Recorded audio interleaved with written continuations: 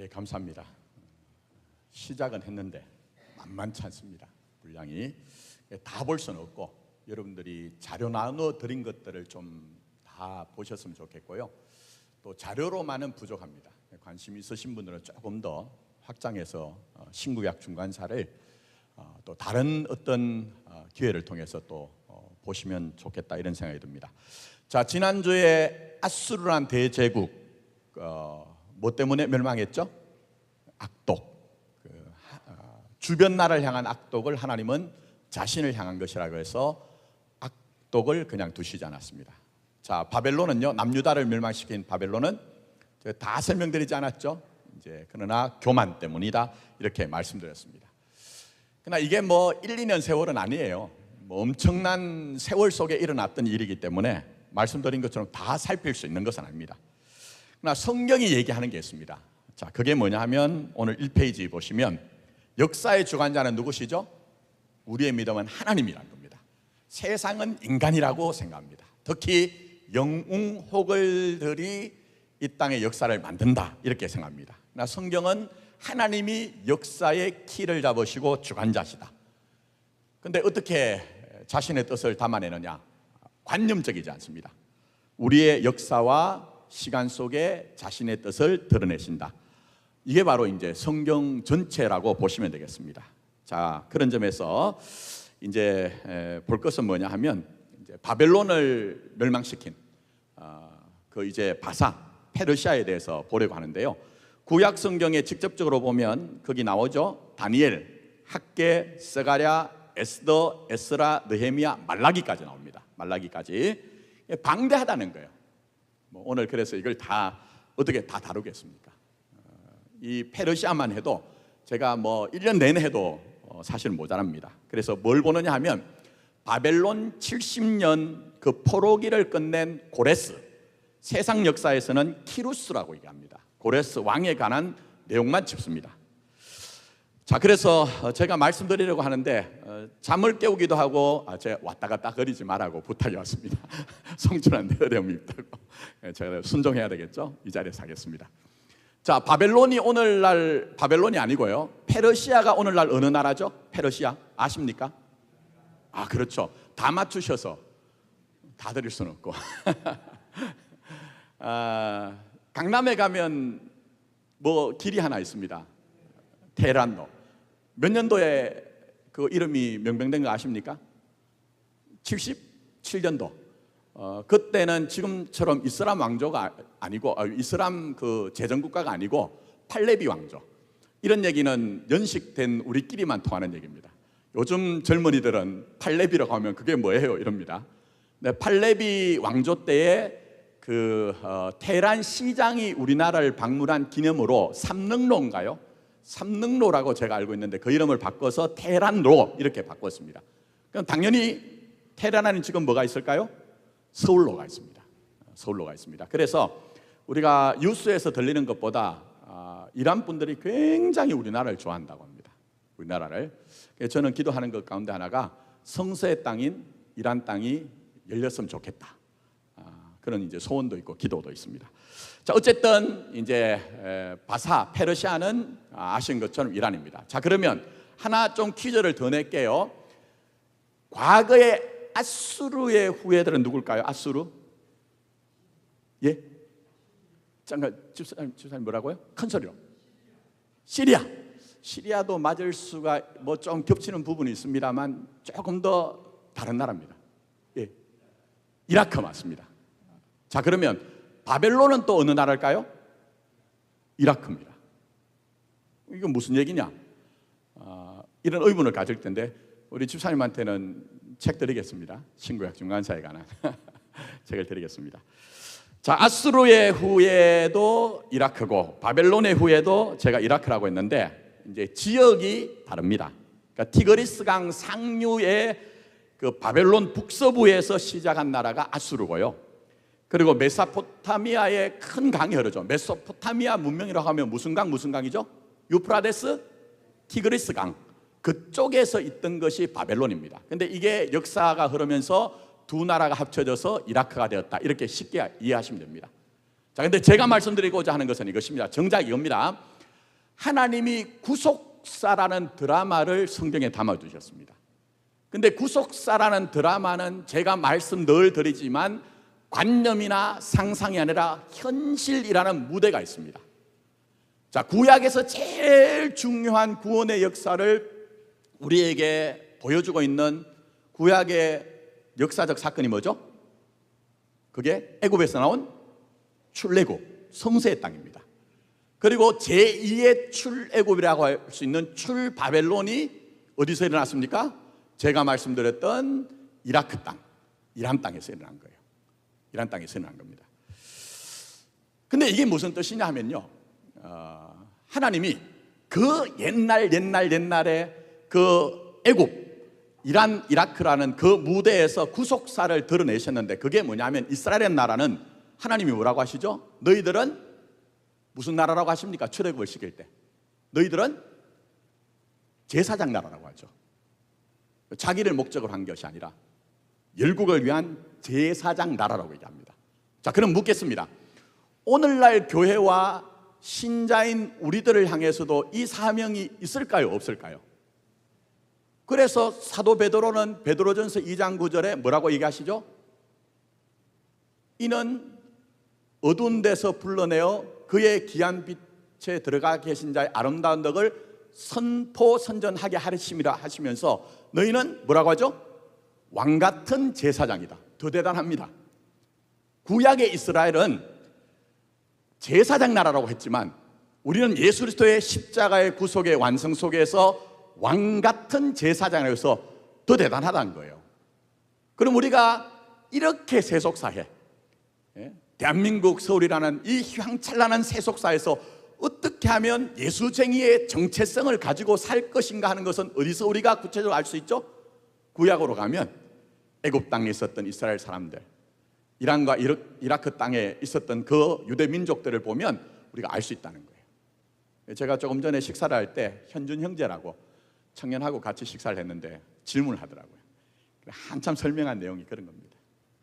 구약의 얘기가 오늘 우리의 현실과 관계없는 것이 아니라 바로 우리들을 향한 얘기다. 그렇게 이제 얘기를 한 것이 있습니다. 자, 그런 점에서 여러분이 다시 보셔야 되는데 표를 한번 보십시오. 표를 보시면 다 제가 짓기는 어렵다고 했는데 재밌는 게 있습니다.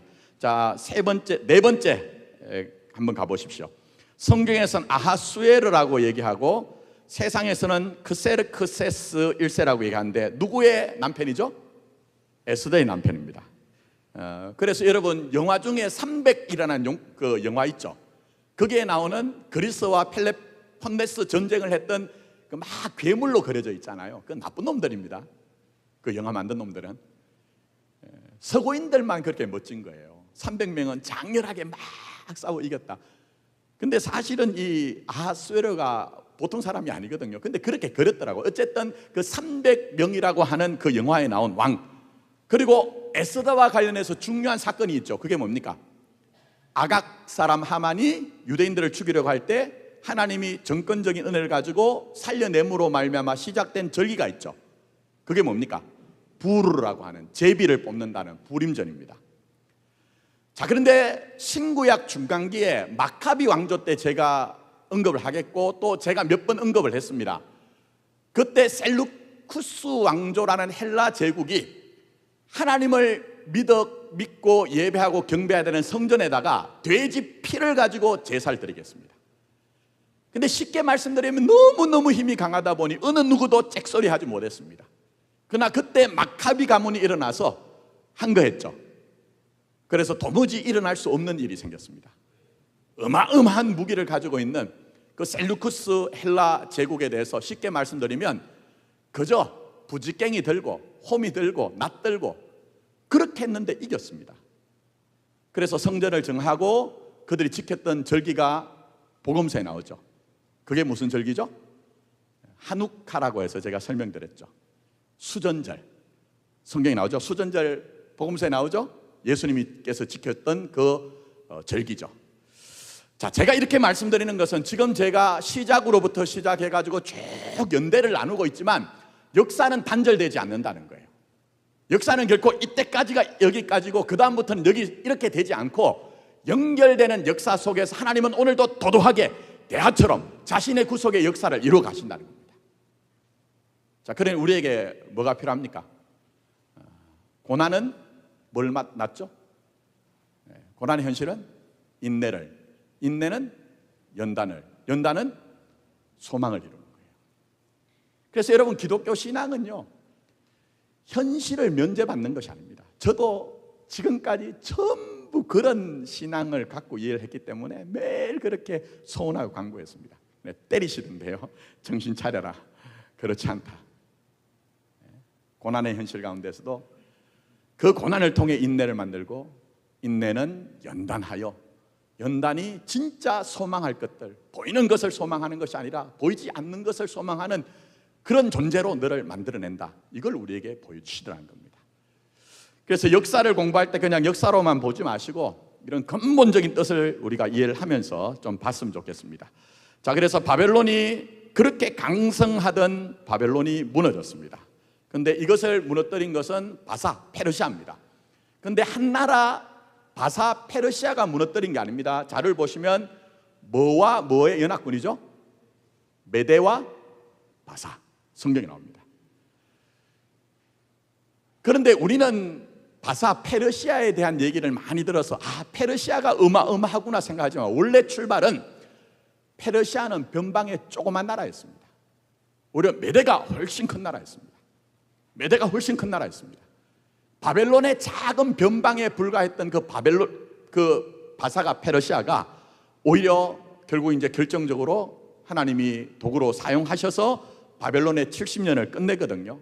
그럼 원인이 뭘까? 자, 거기 다 기록해 놨습니다. 자, 보시면 일단은 고레스라는 사람이 대단한 사람입니다. 대단한 사람입니다.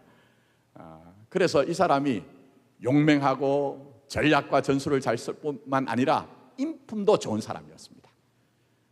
여러분, 성질 좋은 사람 어떤 사람이죠? 김 목사 반대편에 서 있는 사람 생각해 보면 됩니다. 제가 저를 자꾸 까서 죄송합니다만 넉넉한 사람입니다. 넉넉한 사람. 성격이 좋다는 것은요, 수용성이 있기 때문에 넉넉해지면 좋은 것을 우리가 성품이 좋다고 얘기합니다. 그래서 고레스가 바로 그런 사람이었거든요. 그래서 거기 한번 보십시오. 이 페이지에. 자, 바벨론의 마지막 왕 나보니두스입니다. 그 아들은 여러분, 제가 다 설명했죠? 그죠? 나보니두스인데, 이 왕이 바벨론이 멸망할 때 이제 폐위를 시켜야 되잖아요.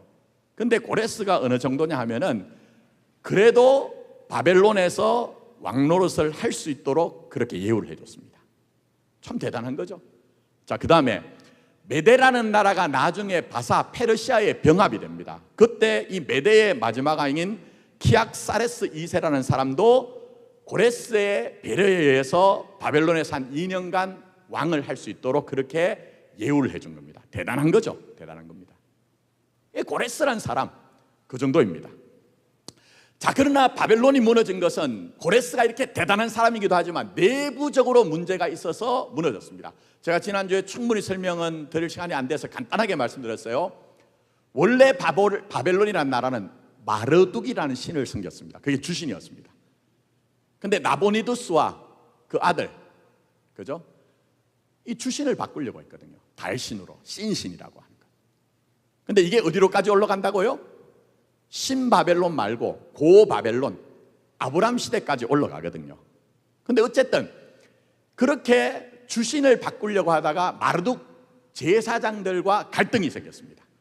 근데 나중에는 백성들 전체 민심의 이반이 생깁니다. 그래서 제가 거기 기록을 해놨지만 한번 보시면 거기에 어떤 일이 있었느냐, 성경에도 그런 장면들이 연애하는 장면이 잘 나오죠. 나보니두스 왕의 아들인 벨사살이 섭정왕으로 있었는데 연애를 했습니다. 연애를 하는 중에 메대와 바사 나라가 쳐들어왔을 때 내부에서 성벽 문을 열어줌으로 무너졌습니다. 근데 성경에 이게 기록되어 있습니다. 뒤에 보겠습니다. 얼마나 하나님의 말씀이 무서운지. 예? 근데 우리 생각에는 바벨론이라는 나라가 워낙 고대 사회다 보니까 아이고 뭐 오늘과 비교하면 아무것도 아니겠지 생각하지만 그렇지 않습니다. 자, 제가 이 페이지에 거기 그림이 있는데 잘 보이지 않기 때문에 PPT를 한번 보여주십시오. 베를린에 있는 페르가몬 박물관에 저게 뭐냐 하면요, 느부갓네살이 세운 성벽의 문, 이슈타르 문입니다. 이슈타르라는 여신을 섬기기 위해서 만든 문인데요, 어마어마합니다. 저희 사람들 보입니까? 그 수천 년 전에 저렇게 화려하고, 색감만 한번 보세요 여러분. 저기 있는 전부 다 황금색으로 도금을 했는 거거든요. 예? 저런 문을 만들 정도였습니다. 그리고 여러분, 공중정원이라는 것이 거짓말이 아니거든요. 우린 신화로 알고 있지만 역사적인 사실이거든요. 어마어마한 나라였습니다. 자, 그런데 이렇게 위용을 자랑하던 제국이 하루아침에 무너진 것은 상상할 수가 없었습니다. 자, 그래서 시편 126편 1절 한번 보십시오. 이 페이지 1절 같이 읽습니다. 시작. 여호와께서 시온의 포로를 돌려보내실 때 우리는 어떻다고요? 꿈꾸는 것 같았다는 거예요. 꿈꾸는 것 같았다는 거예요. 도무지 일어날 수 없는 일이 일어났다는 거예요. 자, 그런데 말씀드린 것처럼 고레스는 대단한 사람이거든요.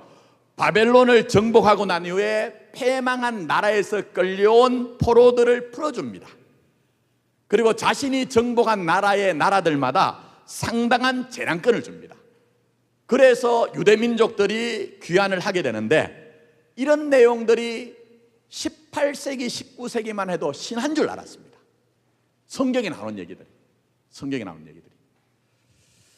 근데 3페이지 한번 보십시오. 1879년에 저기 보시면 저게 바로 고레스 실린더라고 하는 거예요.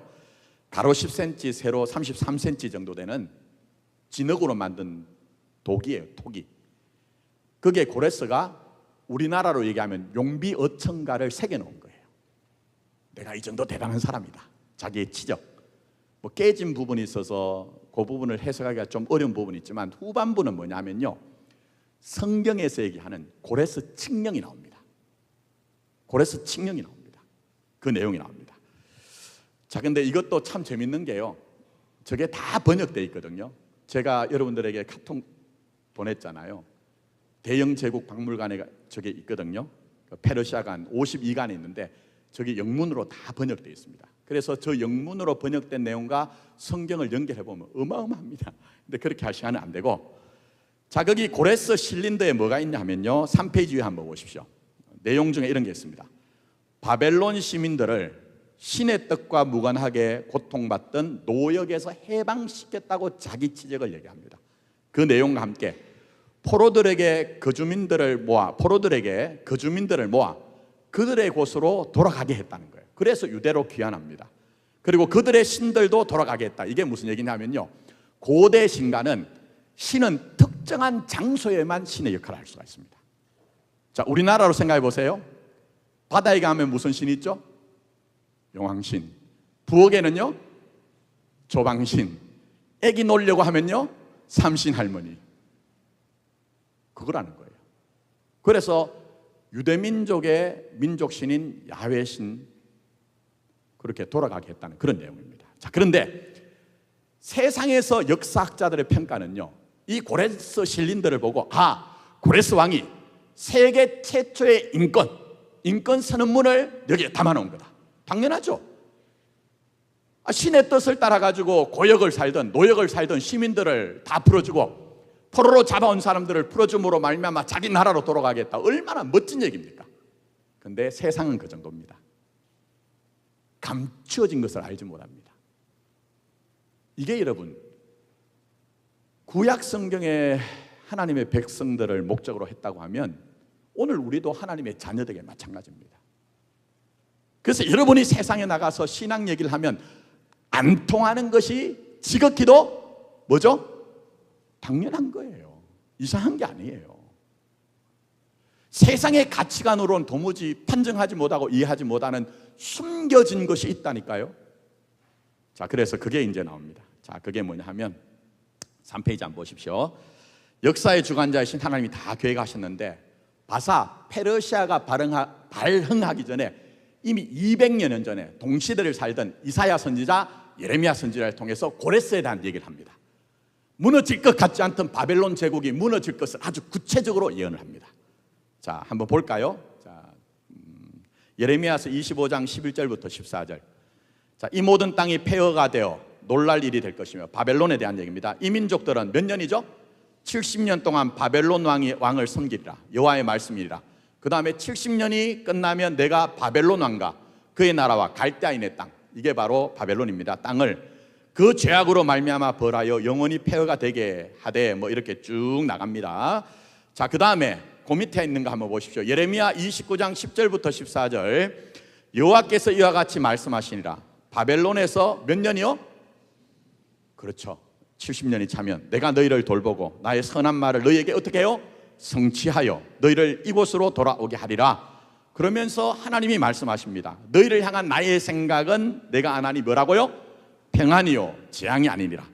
그래서 예수쟁이들은 비록 이 세상에 고난을 당한다 할지라도, 제가 늘 말씀드리죠, 그리스도 예수와 연합하여 묶여있기 때문에 죄와 사망으로 갈 수 없다.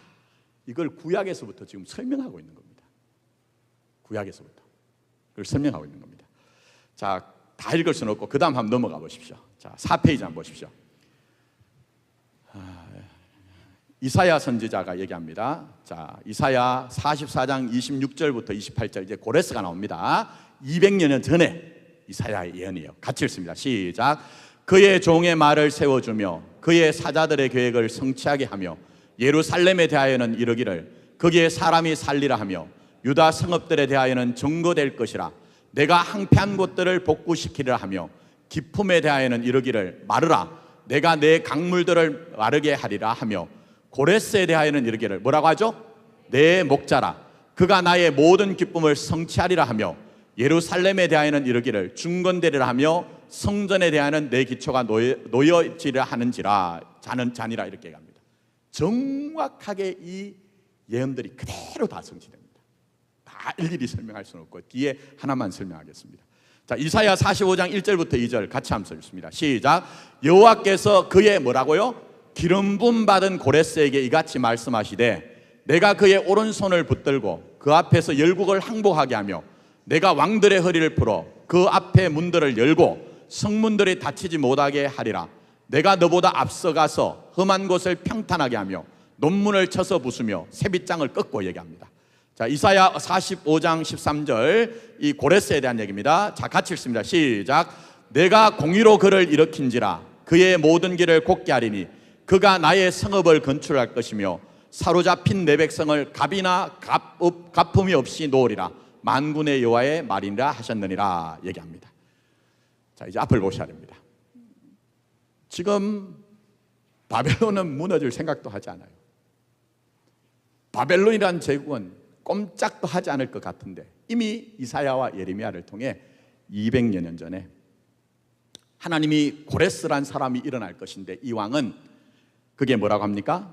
그게 말씀하시기를 내 목자라, 목자라고 얘기하고 있어요. 근데 놀란 일이죠.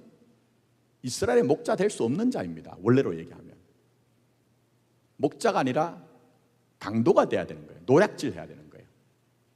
근데 하나님이 그의 계획과 일하심 속에 이 이방 왕을 목자로 삼으셨어요. 내가 기름 부음 받은 자라고 얘기하고 있어요. 이 기름 부음 받은 자라는 것은 메시아라는 얘기입니다. 물론 이 사람이 예수님처럼 메시아라는 얘기는 아닙니다. 그러나 하나님이 이 세상의 판정을 뛰어넘어서 이 고레스란 사람을 통해서 하나님이 일하신다는 거예요. 그래서 저는 믿고 있습니다. 그걸 뭘 믿습니까? 만약 우리가 정말 하나님 앞에 연단되고 영단되어서 우리의 믿음이 순전하여서 예수 그리스도만 믿는 믿음을 가진 공동체가 된다면, 저로 얘기하면 제가 목사다운 목사가 된다면, 여러분으로 얘기한다면 여러분이 신앙인다운 신앙인이 된다면 하나님 우리가 상상할 수 없는 일을 일으키시는데, 그것은 심지어는 믿지 않는 사람을 통해서라도 자신의 나라를 위해서 일하신다. 그걸 고레스를 통해 우리에게 보여주고 계신 겁니다. 그걸 고레스를 통해 보여주는 겁니다. 내가 공의로 일으킨 자라고 하시죠. 자, 그 다음에 성경 말씀이 얼마나 무시무시한 자 보십시오. 44장 27절에 보면 그게 뭐라고 돼 있느냐 하면요, 44장 27절, 내가 내 강물들을 뭐라고 하죠? 마르게 하리라. 바벨론은요 어떤 성이냐 하면 성이 강성할 뿐만 아니라 곳곳에 수로를 만들어 놔서 어느 외적도 그 난공불락의 성을 무너뜨릴 수 없다는 것이 평판이었습니다. 근데 놀란 것은 하나님이 이 말씀을 그대로 이루셔서 그 강물을 마르게 하셨어요. 놀랍지 않습니까? 200여 년 전에 이사야를 통해 말씀하신 것이 그대로 이루어졌다니까요. 자, 그리고 한 군데만 더 봤으면 좋겠습니다. 45장 13절 한번 보십시오. 45장 13절 마지막에 읽은, 자, 거기 이렇게 얘기하시죠. 사로잡힌 내 백성을 뭐라고 하죠? 갑이나 가품 없이 놓으리라. 이건 무슨 얘기입니까? 과거의 포로를 잡으면요 그냥 놓지 않습니다. 갑 내놓고 나가야 됩니다. 갑을 내놓고 나가야 됩니다. 그게 정상적이라니까요. 근데 하나님이 목자를 삼으신 그 고레서, 하나님이 기름 부어 세우신 그 고레서, 하나님의 공의를 실천하여 그것을 이룬 고레서는 그런 모든 인간 세상에 있는 법칙들, 기준들 다 철폐하고 아무 값 없이, 가품 없이 전부 다 풀어준 거예요. 그 일을 통해서 오늘 우리에게 말씀하시는 것은 이 역사의 주인은 우리 자신이 아니다. 살아계신 하나님이시다. 우리가 그 언약의 성취이신 예수 그리스도만 믿고 붙들고 의지하면 우리 생각에 신음하고 탄식하고 절망할 수밖에 없는 일들 가운데서도 하나님의 뜻이 하늘에 이루어진 것처럼 우리 삶에 이루어질 것이다. 그걸 지금 구약의 역사를 통해 실정적으로 우리에게 보여주고 계시는 것입니다. 그러니 은밀한 중에서도 행하시는 하나님만 믿는 겁니다. 우리 신앙이 그렇게 가야 되는 겁니다. 그래서 여러분, 제가 목회하는 동안 이 마포교회에서도 그러셔야 되지만, 물론 여기 계신 분들의 상당수는 그런 사명이 주어지지 않겠지만, 제 다음 목사가 와서도 목사를 의지하는 것이 아니라 역사 속에 개입하셔서 우리 인생 속에 간입하셔서 함께 하시면서 자신의 뜻을 이루는 하나님만 의뢰해야 되는 거예요. 의뢰해야 되는 거예요. 그렇지 않으면 쏟기도 하고 우리가 그렇게 믿었던 그것 때문에 우리 자신이 실족하게 됩니다. 절대적인 신앙입니다. 절대적인 신앙입니다. 하나님만 믿는 겁니다. 다른 것들 필요 없다는 것은 아니지만 우리 신앙이 그렇게 돼야 되는 겁니다. 자, 그런 점에서 제가 지난주에 다루지 못한 부분이 있습니다. 지난주 자료 4페이지로 한번 가보십시오. 근데 어떤 현실적인 문제가 있느냐? 우리가 그런 것처럼 하나님의 말씀이 이루어지고 난 이후에 아하 그때 그런 뜻이었구나 하는 것을 압니다. 그렇죠? 우리는 대부분 다 그런 여건 속에 삽니다. 지금 당장 모릅니다. 자, 그렇다면 바벨론 포로로 끌려간 유대 백성들 생각해 보십시오. 예언의 성취가 되고 난 이후에 포로로 1차, 2차 귀환이 되고 난 후에 그때는 이사야의 말씀이, 그때는 예레미야의 말씀이 이것이었구나 하는 것을 알지만 현실적으로 70년 세월을 살던 유대인들에게는요 도무지 이해가 되지 않는 거예요. 이해가 되지 않는 거예요. 그래서 그들에게 그 바벨론 70년은 의문의 시간, 고통의 시간, 또 하나는 뭐죠? 인내의 시간, 인내의 시간이 되는 겁니다. 무엇보다 구약 성경을 배경을 아셔야 되는 것이 이게 무슨 얘기냐 하면요, 자, 바벨론이 쳐들어와서 무너뜨린 게 뭐가 있죠? 제일 중요한 것, 성전을 무너뜨렸죠. 그건 무슨 얘기인지 아십니까? 제가 조금 전에 말씀드렸어요. 고대 사람들의 신관 속에서는 내가 믿고 신봉하는 그 신은 우리 지역을 다스린다고 생각했어요. 또 다르게 얘기하면 고대 전쟁은 신과 신들과의, 신과 이 나라의 신과 이 나라의 신의 전쟁이라고 생각했어요. 근데 유대인들은 철석같이 믿었거든요. 하나님의 언약궤가 있는 이 성전이 우리에게 있으면 어떤 일이 있어도 여호와는 불꽃 같은 눈동자를 가지고 자신의 발등상으로 삼으신 이 예루살렘을, 이 성전을 지켜주실 것이다, 보호하실 것이다. 근데 망했습니다. 그럼 그 당시 사람들은 어떨까요? 하나님을 믿지 못하는 수준이 아니고요, 그 당시의 세계관으로서는 하나님이 죽은 거예요. 하나님이 사라진 거예요. 사라진 겁니다. 물론 성경 제가 다른 부분에 그렇지 않다는 것을 하나님이 바벨론 역사를 통해서 말씀하시거든요. 뭐 자세하게 설명드릴 수는 없고, 유대 민족이 끌려갔는데도 대표적으로 다니엘을 통해 뭘 말씀하십니까? 내가 그곳에 있다는 거예요. 다니엘서를 통해서 내가 그곳에 있다는 거예요. 비록 강성한 그 바벨론, 아신 것처럼 다니엘은 또 여러분 아신 것처럼 바사 페르시아에도 총리가 되잖아요. 그곳에도 하나님이 함께 하시며 자신을 믿는 자들에게 역사하시고 일하신다는 것을 다니엘을 통해 보여주신 거거든요. 그런데 어쨌거나 그 당시에 끌려간 유대인들에게는 세 가지 질문이 있었습니다. 자, 한번 보십시오. 거기 4페이지 뭐가 있습니까? 그 다음 넘어가 보십시오. 5페이지까지 4페이지 제일 밑에 첫 번째 질문이 뭐죠? 하나님은 여전히 존재하시는가? 자, 두 번째 그 뒤에 우리는 여전히 하나님의 백성인가? 이 모양 이 꼴로 살고 있는데, 이렇게 고난당하고 있는데, 이렇게 초라한데 내가 하나님의 백성인가? 자, 세 번째, 우리에게 필요한 회복은 무엇인가? 이겁니다. 이거 다 짓기는 어렵습니다. 그러나 말라기에서 마태복음까지 한 장 차이입니다. 신구약 중간기 짧게 잡아도 400년, 길게 잡으면 500년의 시간입니다. 임진왜란이 언제 일어났습니까? 임진왜란 그 자료 적어놨죠. 거기에 선조 때 1592년, 지금으로부터 427년 전의 사건이에요. 근데 그 긴 세월, 그것과 비교가 되지 않게 더 길잖아요. 그 유구한 세월 속에서 하나님이 하나님의 말씀을 통해, 역사를 통해 우리에게 말씀하시는 것이 뭡니까? 그런 우리의 질문들, 의문들, 탄식 속에서도 하나님은 자신의 백성들을 깨우치신다는 거예요. 믿게 하신다는 거예요. 믿게 하신다는 겁니다. 물론 우리는 지금 예수 그리스도라는 답을 얻었습니다. 그러나 그 답을 가지고 살 때 현실 속에서는 우리도 동일하게 하나님은 존재하시는가? 내가 여전히 하나님의 백성인가? 자녀인가? 그렇다면 우리에게 필요한 회복은 무엇인가라는 질문을 던지게 하십니다. 질문이 아니라 사실은 그것이 뭐죠? 제가 표현해놨습니다. 기도입니다. 기도입니다. 그래서 여러분 이걸 전부 다 기도로 바꾸십시오. 기도로 바꾸십시오. 하나님, 제가 지금 바벨론 포로에 끌려온 것 같은 제 신앙의 토대와 근본, 담벼락이 다 무너졌습니다. 여러분 괜찮습니다. 하나님께 그렇게 기도하는 것 불신하고 이해하시면 안 됩니다. 하나님 살아계십니까? 그 성경에 나오는 모든 믿음의 사람들의 기도 아닌가요? 하나님 살아계십니까? 그 끝자락에서 하나님이 우리에게 말씀하실 거예요. 너는 내 백성이다, 내 자녀다. 그렇다면 우리가 그때 하나님, 내가 정말 하나님의 자녀로 사는데 내게 정말 회복이 필요한 게 뭡니까? 필요한 것이 무엇입니까? 그렇게 기도해 보시면 모르겠습니다. 저는 기도하면 기도할수록 그 끝자락에서 기도를 통해서 역사하시는 하나님이 있더라고요. 제가 가끔 그런 표현을 썼습니다. 목사라고 다른 별종이 아닙니다.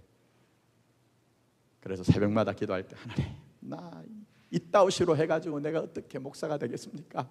목사로도 좀 할 수 있도록 이렇게 좀 필요한 거 도와주세요. 때를 씁니다. 여러분, 때를 쓴다는 건 뭐예요? 제가 이렇게 물으면 여러분들이 막 깜짝 놀라시더라고요. 그건 뭐냐 하면요, 아버지와 자녀와의 관계라는 겁니다. 무슨 관계라고요? 아버지와 자녀라의 관계예요.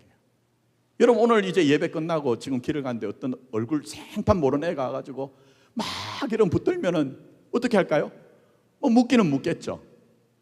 그렇다고 해서 걔 인생은 책임져 줄 수 없습니다. 그러나 여러분의 자식들은 어떻죠? 떼써죠. 자라는 동안 떼씁니다.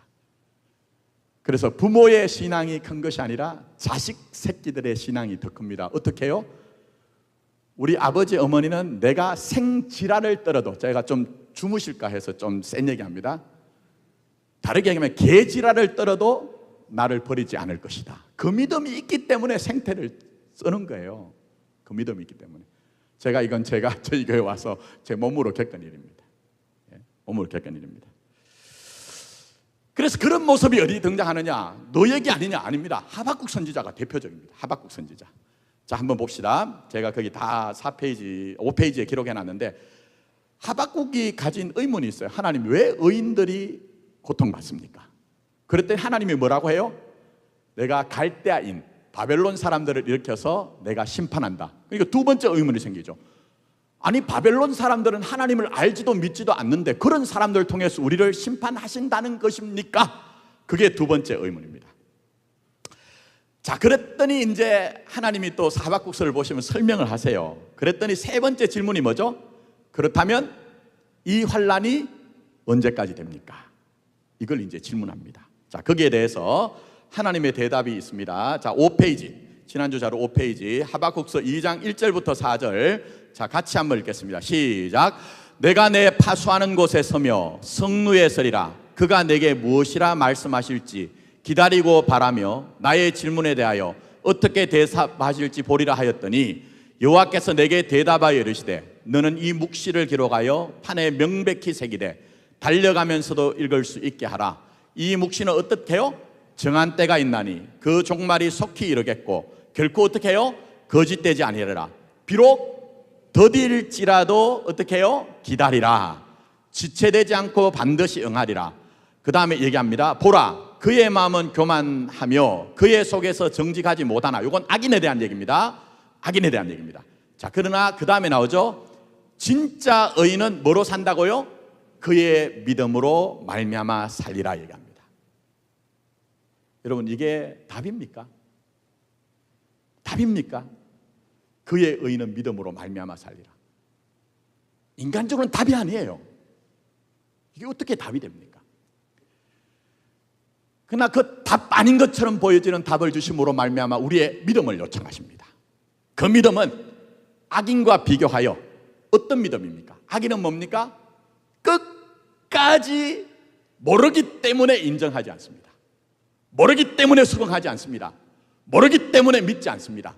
그러나 그의 의인은 지금 당장 믿어지지 않는다 할지라도 하나님이 과정 속에서 시간 속에서 때는 더디 될지라도 그의 묵시를 그의 말씀을 이루는 것을 믿기 때문에 수긍해내는 것, 믿음의 자리까지 나가는 것, 승복하는 것, 이걸 신앙이라고 얘기합니다. 그래서 로마서 한번 보십시오. 제가 일부러 거기 적어놨습니다. 로마서 11장 33절 36절 똑같아요. 구약과 신약이. 자, 같이 읽습니다. 시작. 깊도다 하나님의 지혜와 지식에 풍성하며 뭐라고 합니까? 그의 판단은 헤아리지 못할 것이며 그의 길은 찾지 못할 것이로다. 누가 주의 마음을 알았느냐? 누가 그의 모사가 됐느냐? 누가 주께 먼저 들여서 갚으심을 받겠느냐? 이는 만물이 주에게서 나오고 주로 말미암고 주에게로 돌아갑니다. 그의 영광이 세세토록 있을지어다. 무슨 얘기입니까? 모른다는 거예요. 다 모른다는 거예요. 그러나 그건 포기하라는 얘기가 아닙니다. 하나님의 주권에 대한 말씀드렸죠. 악인은 끝까지 그렇게 교만하여 하나님 앞에 정직하거나 진실하지 못하여 내 뜻대로 해달라는 거예요. 그거 아니면 난 하나님 못 믿겠다는 거예요. 그러나 우리 출발도 그럴 수 있어요. 그러나 의인은 하나님의 주권을 수긍하여 교만보다는 겸손하게 정직하게 다윗으로 얘기하면 중심이 진실하여 하나님을 믿는 믿음, 역사를 이끌어 가시는 그 하나님을 믿는 믿음, 그로 가게 된다는 겁니다. 여기에 대해서 하박국서 3장 17절부터 19절 유명한 구절이죠. 자, 같이 읽습니다. 자, 같이 읽습니다. 시작. 비록 무화과 나무가 무성하지 못하며 포도나무에 열매가 없으며 감람나무에 소출이 없으며 밭에 먹을 것이 없으며 우리의 양이 없으며 외양간에 소가 없을지라도 나는 여호와로 말미암아 즐거하며 나의 구원의 하나님으로 말미암아 기뻐하리로다. 주 여호와는 나의 힘이시라. 나의 발을 사슴과 같게 하사 나를 나의 높은 곳으로 다니게 하시리로다. 이 노래는 지혜하는 사람을 위하여 내 수금에 맞춘 것이니라. 제가 조금 졸리기도 하고 시간이 쫓기기 때문에 조금 말을 빨리 하도록 하겠습니다. 자, 여기에 등장하는 무화과나무, 포도나무, 감람나무, 양과 소는 우리로 얘기하면요, 생계, 생존 이겁니다. 이게 없다는 것은 완전한 절망입니다. 완전한 절망입니다. 근데 그 완전한 절망 앞에서 자기 스스로 견뎌낼 재간이 있습니까? 그렇지 않습니다. 근데 우리 하나님은 하박국에게 오셔서 하박국을 설득하고 이해시켜 악인의 자리가 아니라 의인은 믿음으로 말미암는 자리까지 끌고 가시거든요. 그게 예수 안에 있는 여러분의 운명이고 예수를 통해서 일하시는 아버지 하나님의 사랑인 겁니다. 자, 그런데 여기서 보십시오. 세 가지가 나타납니다. 자, 이게 굉장히 중요한데요. 자료를 한번 보시고 자, 첫째, 하박국 선지자는 어떤 신앙을 얘기하죠? 하나님 한 분만으로 기뻐하는 신앙을 얘기합니다. 이게 무슨 얘기냐 하면요, 우리 인생에 대한 얘기입니다. 그러니까 하나님을 기뻐하느냐, 아니면 하나님이 주신 조건을 기뻐하느냐. 무슨 얘기입니까? 우리 전부 다 시작은요, 하나님보다 하나님이 주신 조건을 기뻐한다는 거예요. 조건을 기뻐한다는 거예요. 제가 제 얘기 말씀드렸잖아요. 다른 건 다 버려도 큰 꿈 가져라 해서 큰 꿈 가졌고, 큰 교회 큰 목사 되고 싶었던 것들. 근데 그게 뭐죠? 하나님을 기뻐하는 것이 아니라 내 편에서 하나님이 주실 만한 것이라고 생각한 것을 기뻐한 거예요. 근데 하박국을 통해 뭘 얘기하십니까? 그게 필요 없다는 것이 아니라 나 하나님 한 분만으로 기뻐할게요. 이렇게 만들어내시다는 겁니다. 자, 간단하게 말씀드릴게요. 자, 그래서 아까 우리가 인용했죠. 환난은 인내를, 인내는 연단을, 연단은 소망을 이룬 줄 알미라. 그렇게 되는 겁니다. 자, 두 번째, 하박국 선지자는 심판을 통해 구원하시는 하나님을 기뻐하신다고 얘기합니다. 이게 이해가 되십니까? 세상에서 심판은요, 저주거든요. 다르게 얘기하면 운수가 나쁜 거거든요. 운수가 나쁜 거예요. 내 탓이 아니고 저 사람 탓이라고 얘기합니다. 근데 하박국을 통해서 말씀하시는 것은 심판을 통해서 구원하시는 하나님을 기뻐하신다고 얘기합니다. 그래서 여러분, 하박국에게 하나님이 말씀하신 것, 내가 갈대아 사람들 통해, 바벨론 사람들 통해 징계한다고 할 때 하박국도 처음부터 받아들인 건 아닙니다. 아멘, 아멘, 할렐루야 하는 거 아닙니다. 하나님 앞에 제가 하박국서를 묵상하면서 상상해보면 하나님 앞에 주먹을 쥐고, 하나님 이거 뭡니까? 이거 뭡니까? 어떻게 이럴 수가 있습니까? 그랬던 것 같아요. 그런데 믿음으로 순응하게 하는 길을 가시더라는 겁니다. 자, 여기서 중요한 거 있습니다. 워낙 한국 교회에서는 큐티식 설교가 유행을 해서 감동은 받는데 뼈대가 없더라고요. 그래서 제가 이제 좀 딱딱하지만 하나님의 뜻이 뭔가 거기 자료 있죠? 자, 세 가지가 있습니다. 자, 첫 번째는 궁극적인 하나님의 뜻이 있습니다. 절대 흔들리지 않습니다. 그래서 그 한 예로 로마서 8장 29절부터 30절 제가 자주 인용하죠. 한번 읽어볼까요? 자, 시작. 하나님이 미리 아신 자들을 또한 그 아들의 형상을 본받게 하기 위하여 미리 정하셨으니 이는 그로 많은 형제 중에서 맏아들이 되게 하려 하심이니라. 또 미리 정하신 그들을 부르시고 부르신 그들을 의롭다 하시고 의롭다 하신 그들을 또한 어떻게 해요? 그렇죠, 영화롭게 하실 것이다가 아니라 궁극적인 하나님의 뜻은 예수 안에 이루어졌기 때문에 영화롭게 하셨느니라. 변경되지 않습니다. 취소되지 않습니다. 패배될 수 없습니다. 근데 왜 우리 삶엔 이런 일이 있느냐? 자, 두 번째 한번 보십시오. 허용적인 뜻이 있습니다. 하나님의 아들을 아들답게, 하나님의 딸을 하나님 딸답게 만들기 위해서 허용하신 게 있어요. 그게 뭡니까? 예레미야 선지자를 통해서 하나님의 백성이, 하박국 선지자를 통해서 하나님의 백성이 바벨론에 끌려가 연단당한다는 거예요. 우리 생각에는 안 보고 살았으면 좋겠는데 하나님은 허용하신답니다. 허용하신답니다. 자, 그 다음에 세 번째, 마지막은 뭐죠? 지시적인 뜻입니다. 기술적이에요. 구체적이에요. 그래서 여러분이 정말 하나님의 말씀을 붙들고 기도하고 기도해보면 뭔가 내게 감동을 주시는 그 뜻이 있거든요. 구체적인 것은. 제가 그 예를 들어놨습니다. 예레미야 선지자를 통해서 뭘 말씀하셨나 하면요, 바벨론과 싸우지 말고 항복해라 이거예요. 이 말이 무슨 얘기냐 하면요, 당시에는 애굽하고 짝을 맺었습니다, 유대나라가. 근데 예레미야만 애굽하고 편먹으면 안 돼, 바벨론하고 편먹어야 돼, 그냥 끌려가, 이렇게 얘기하거든요. 그러니 이게 이해가 됩니까? 왕부터 시작해서 선지자들, 요즘으로 말하면 목사들도 전부 다 저 인간 저건 미쳤다, 저거는 간첩이다, 스파이다. 그래 물 없는 구덩이에 던져버리잖아요. 그 정도로 고초를 당하거든요. 예? 지시적이죠, 구체적이죠. 근데 여기서 중요한 게 있습니다. 하나님의 뜻이 궁극적이든지 허용적이든지, 조금 더 좁혀 얘기하면 우리에게 구체적으로 기술적으로 뭔가를 말씀하실 때, 제가 지난주 말씀드렸죠. 모든 사람이 이해할지라도 아니할 수 있어야 되고, 모든 사람이 아니할지라도 이해할 수 있는 것, 그게 신자 안에 이루어져야 된다는 겁니다.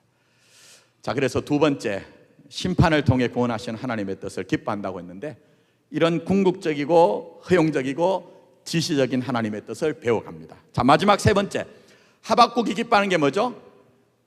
힘의 원천이 되시는 누굴 기뻐하죠? 하나님 기뻐한다고 합니다. 자, 이제 보십시오. 이제 빨리 마무리할게요. 정각까지 마치겠습니다. 궁극적이든지 허용적이든지 기술적으로 쉽지 않습니다. 어느 누가 할렐루야 이렇게 될 수가 있겠습니까? 그러니 필요한 게 뭡니까? 힘을 주시는 분이 계셔야 된다는 거예요. 능력을 공급하시는 분이 계시다는 거예요. 자, 그것을 우리에게 얘기를 하고 있습니다. 자, 그래서 성경 말씀 한번 볼까요? 그게 뭐라고 합니까? 자, 19절 같이 읽습니다. 시작. 주 여호와는 나의 힘이시라. 나의 발을 사슴과 같게 하사 나를 나의 높은 곳으로 다니게 하시리로다. 내 힘으로 내 능력으로는 도무지 될 수가 없습니다. 그러나 하나님이 내게 힘이 되시고 나의 발을 암사슴의 발과 같이 높은 데 이르게 하셔서, 때로는 시편의 시인이 얘기한 것처럼 수렁의 가운데 빠져서 내 힘으로 벗어나지 못할 때도 하나님은 내게 손을 내밀어서 우리를 일으키시고 우리를 그 높은 데 이르게 하셔서 암사슴의 발과 같이 다니게 하시는 거예요. 그러니 여러분, 목사에게 힘과 능력을 구하지 마십시오. 조직으로 교회에서 힘과 능력을 구하지 마십시오. 여러분의 구원이 되시는 예수님께 힘과 능력을 구하십시오. 그럴 때만 여러분에게 죄와 사망으로 다가오는 이 세상 가운데 매몰되지 않고 주께서 나의 발을 암사슴의 발같이 높은 데 이르게 하셨다는 그 감정이 여러분의 삶이 될 수가 있을 겁니다. 그게 중요한 거죠. 자, 그러면 이제 이 정도로 얘기하고 이제 다시 본문으로 돌아오십시오. 빨리 끝낼게요. 그러면 이런 역사적인 사실을 통해 하나님이 우리에게 무슨 의도가 있는가 하는 겁니다. 자, 오늘 자료 4페이지 밑에 보십시오. 바벨론 포로기 70년을 허락하신 것, 표현이 좀 이상하죠? 제일 밑에. 자, 같이 읽습니다. 시작. 하나님은 갈팡질팡 오직 야훼 신앙에서 뭐라고요? 지고지순 오직 야훼 신앙으로 자라라는 겁니다. 자, 이게 무슨 얘기냐? 그 다음 페이지 한번 보십시오. 지난주에 설명드렸죠? 바알신을 숭배하던 것은 원래 아브라함이 있던 우르, 수메르의 도시예요. 하란, 메소포타미아의 가나안 땅에 가기 전에 중간 기착지, 전부 다 바알신에 대한 얘기입니다. 근데 하나님이 본토 친척 아비 집을 떠나래요. 나만 섬기래요. 나만 섬기래요. 그 아브라함의 인생도 뭡니까? 여기 그대로 적용이 됩니다. 우리는 본토와 친척 아비 집을 떠날 때 대단하다고 생각했지만 실제로는 그렇지 않습니다.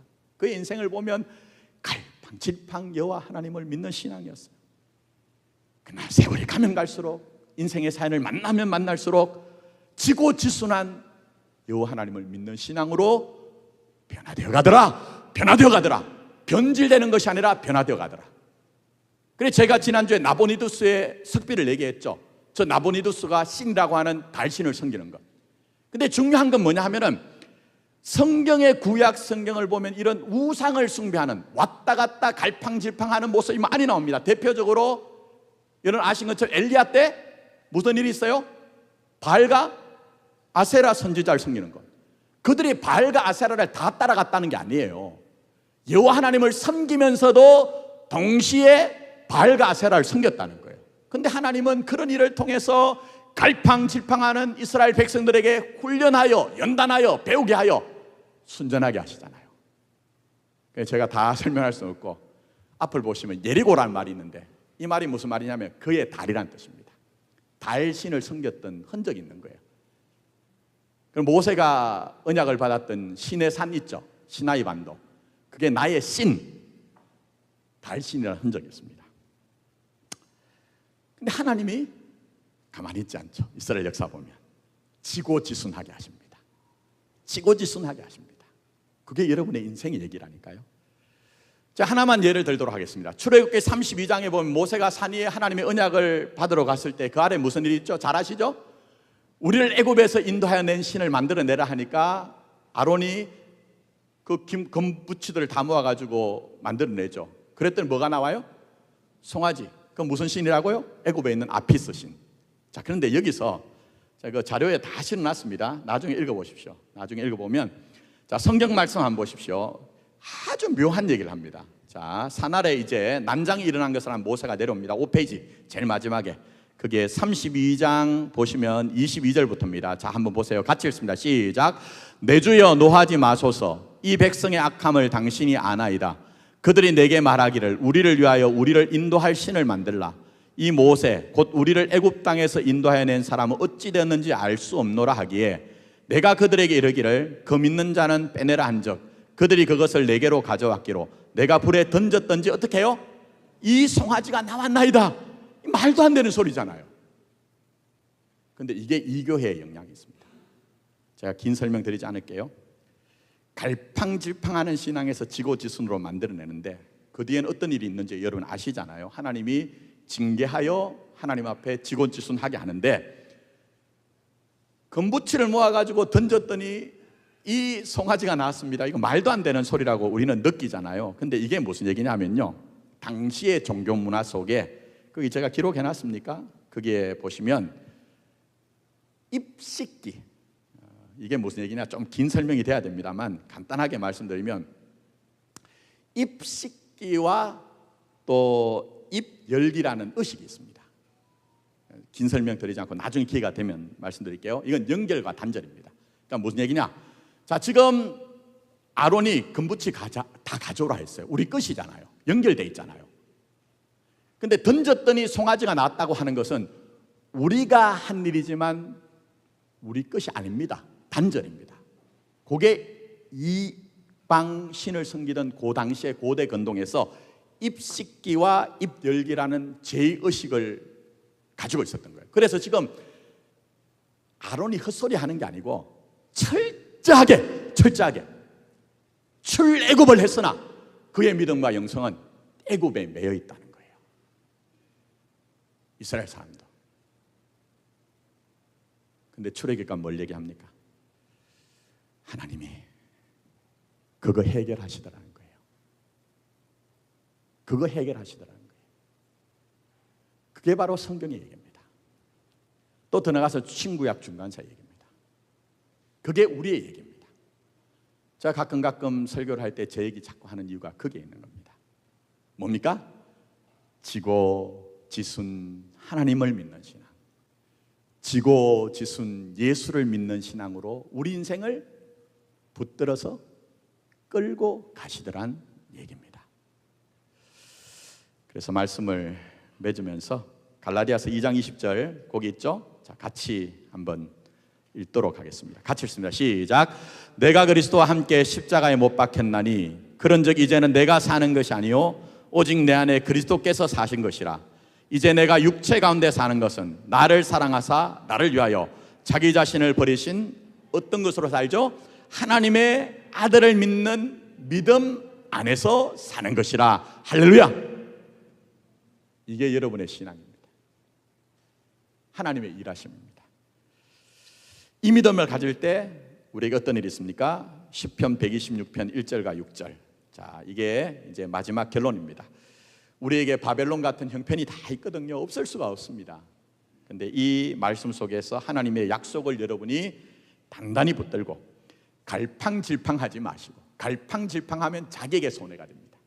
지고지순한 신앙 가져서 결국 이 역사가 여러분의 삶이 간증이 되었으면 좋겠습니다. 자, 마지막으로 우리 같이 선포하면서 읽고 제가 축도로 마치도록 하겠습니다. 시작. 여호와께서 시온의 포로를 돌려보내실 때에 우리는 꿈꾸는 것 같았도다. 그때 우리 입에는 웃음이 가득하고 우리 혀에는 찬양이 가득 찼도다. 그때 문나라 가운데서 말하기를 여호와께서 그들을 위하여 큰 일을 행하셨다 하였도다. 여호와께서 우리를 위하여 큰 일을 행하셨으니 우리는 기쁘도다. 여호와여 우리의 포로를 남방 시내들 같이 돌려보내소서. 눈물 흘리며 씨를 뿌리는 자는 어떻게 해요? 기쁨으로 거두리로다.